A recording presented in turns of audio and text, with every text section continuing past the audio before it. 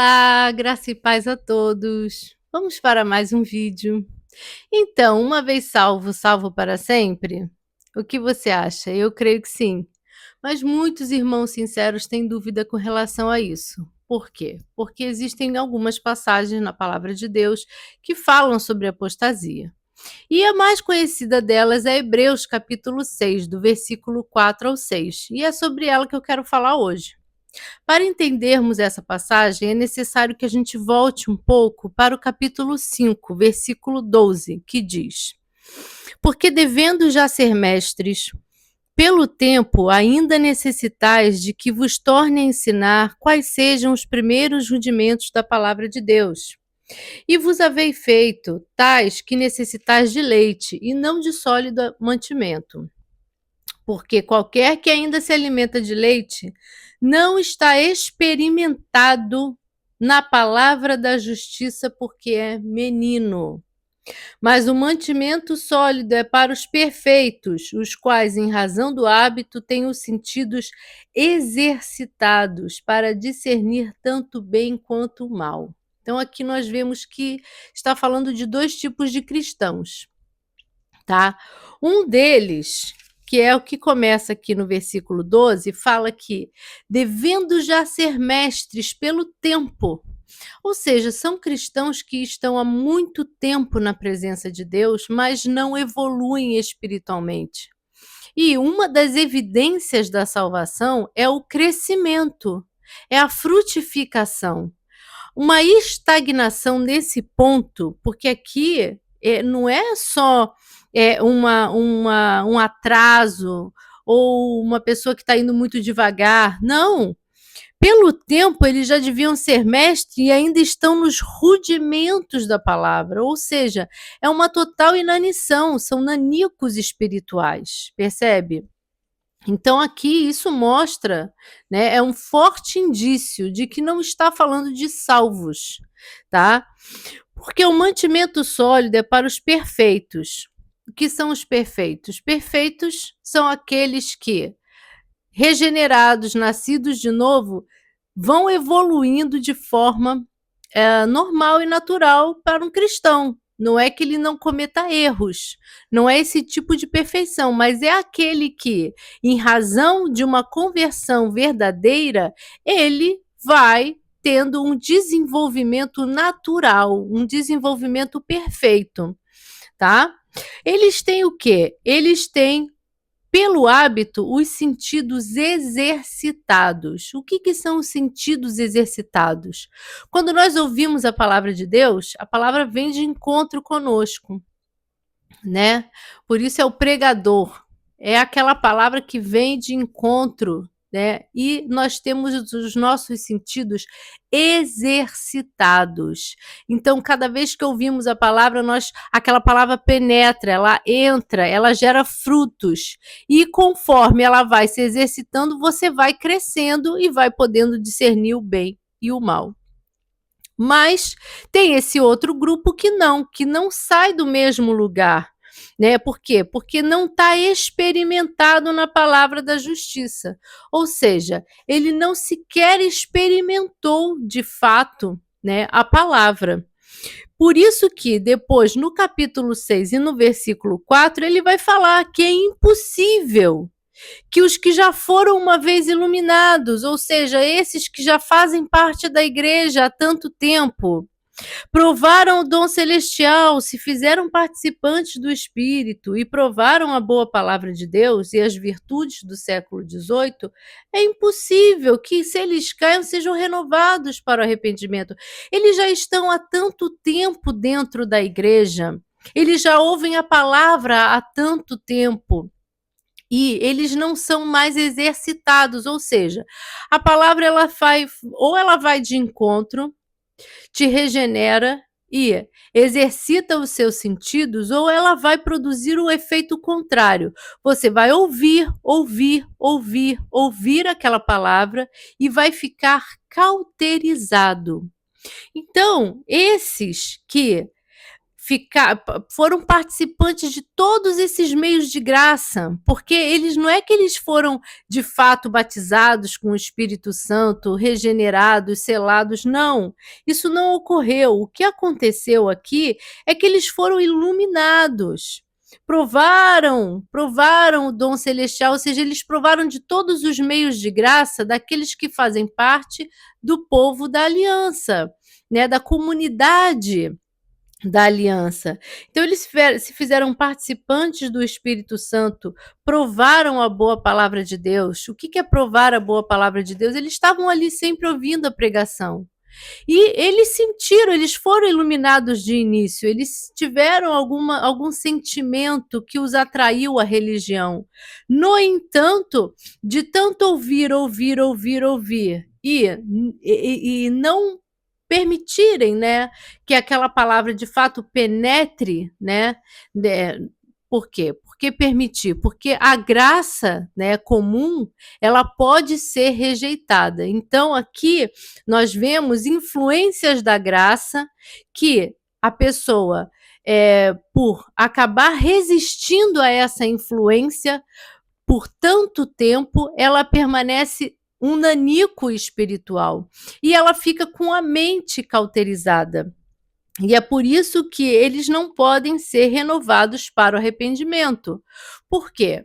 Porque quando a pessoa se afasta, né, ou ela cai, ou tem um pequeno desvio, qualquer coisa, né, ela já está insensível, ela não tem os sentidos exercitados, ela está insensível a palavra. Então, é impossível que ela venha receber um novo arrependimento, ainda que o primeiro arrependimento não tenha sido um arrependimento para a vida, é impossível que ela sequer receba qualquer tipo de arrependimento, porque se o primeiro já não foi um arrependimento verdadeiro, né? Porque se tivesse sido, teria sido salvo, então um segundo arrependimento, né, superficial, é impossível. Não é muito mais difícil, é impossível, como o próprio texto diz. Por quê? Porque a pessoa já está cauterizada. É isso que acontece, por exemplo, com aqueles que frequentam seitas. Por quê? Porque eles ouvem falar de Jesus. Eles são atraídos por falsas promessas e eles ouvem falar, ouvem o nome de Jesus. E ficam com aquela expectativa, né, de que aquelas promessas falsas de prosperidade se cumpram, né, de sucesso, de bem-estar, enfim, todas as bênçãos temporais que são prometidas geralmente nas seitas, né, eles ficam na expectativa de receber e acabam se frustrando. Mas eles ficaram ali ouvindo falar de Jesus ao ponto que, como não ouviram a verdade, não receberam arrependimento para a vida, também ficam com a mente cauterizada. Então, quando alguém chega para pregar o verdadeiro evangelho para aquela pessoa, ela já não recebe mais a palavra. Por isso que as seitas fazem das pessoas filhas do inferno 2 vezes. Percebe? Porque todos nós já somos filhos da ira por natureza, mas aqueles que frequentam seitas, né, eles são feitos filhos do inferno 2 vezes. E aqui é o que está mostrando, né, é mais ou menos a mesma coisa. Eles não foram atraídos por falsas promessas, eles foram atraídos até pela palavra verdadeira. No entanto, eles não foram regenerados, eles foram apenas iluminados e permaneceram muito tempo ouvindo a palavra. E ainda assim não foram regenerados, não nasceram de novo. Então, o efeito é o contrário. Em vez do exercício dos sentidos serem exercitados, acontece um embotamento, acontece uma cauterização. E daí, por isso é impossível que eles sejam renovados para o arrependimento. E daí depois aqui o escritor no versículo 9, ele vai falar o quê? Né? O porquê que isso não é esperado dos salvos verdadeiros. Ele fala aqui, mas de vós, ó amados, esperamos coisas melhores e coisas que acompanham a salvação. Então aqui mostra que isto aqui, que foi descrito até aqui, não é o que se espera de alguém que é salvo.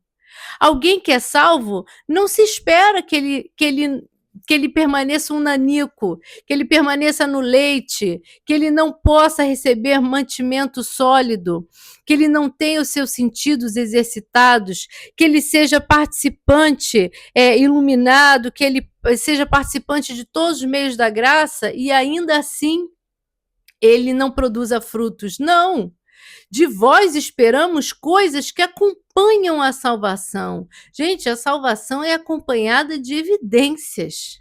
Ela é acompanhada de evidências. E aqui ele falou de pessoas que mostram que nunca tiveram evidência. Eles apenas participaram.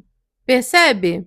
Então, de forma nenhuma, ele está falando de crentes verdadeiros. Ele o tempo todo fez aqui um paralelo entre os crentes verdadeiros e os não verdadeiros, né? E aí depois, olha o que é maravilhoso. No versículo 11, ele explica o porquê dessa admoestação. Ele fala aqui, né? Então aqui ele começa a se dirigir para os salvos, né? Aqui no versículo 9 ele já começa a se dirigir para os salvos quando ele diz que espera coisas melhores que acompanham a salvação.